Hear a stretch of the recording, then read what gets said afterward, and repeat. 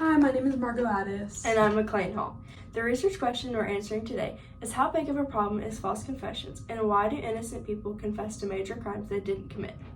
Between 1989 and 2020, 30% of people out of 375 DNA exonerees confessed to a crime they didn't commit.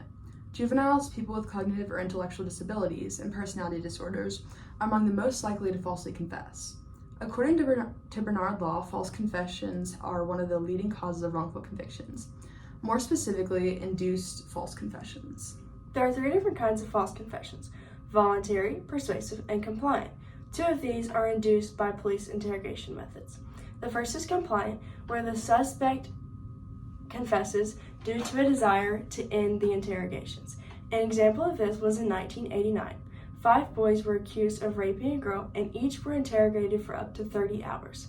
They confessed, but later retracted their confession, saying they only gave in to end the lengthy interrogations. The second is persuasive. These can include repeated accusations, officers lying about evidence, a lack of belief in the suspect's denial, or officers claiming that the memory is repressed. An example of this is the case of Peter Riley. He was the prime suspect for his mother's murder, but knew he did not kill her. He willingly took a polygraph, but was lied to and told that he failed his polygraph. He endured hours of interrogation and was convinced he was guilty. He eventually gave an elaborate, detailed confession, but it was false. Furthermore, interrogations are given during usual sleeping hours. 17% of interrogations occur during the hours of 12 a.m. and 8 a.m., and some last 12 hours to 24 hours or even longer. These conditions lead to mental exhaustion and sleep deprivation, which impairs cognitive ability to resist coercion and the ability to measure the consequences of one's actions. It reduces inhibitory control and is linked to false and distorted memories of the past. You might assume only a suspect will be able to falsely confess to crimes they didn't commit. Shockingly enough, people who aren't even suspects will voluntarily confess to crimes they did not commit.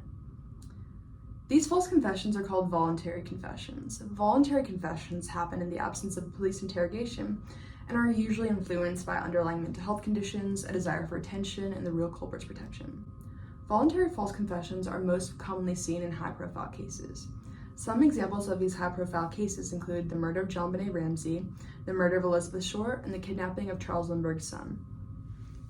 The murder cases of JonBenet Ramsey and Elizabeth Short were turned into famous TV shows, so as you can tell, they're pretty famous.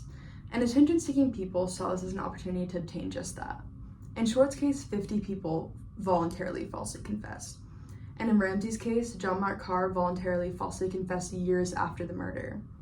In the case of Charles Lindbergh Jr., over 200 people falsely confessed. The Lindbergh case received so much press and news coverage, it is likely these individuals wanted some of the limelight. The pathological need for attention, self-punishment, feelings of guilt or delusions, and the perception of tangible gain are all reasons innocent people falsely confess. Statistics illustrate that mentally ill defendants with psychotic disorders are significantly less likely to understand their interrogation rights. These individuals fall into a vulnerable population of people and should be given some extra protections when intensely interrogated by the police.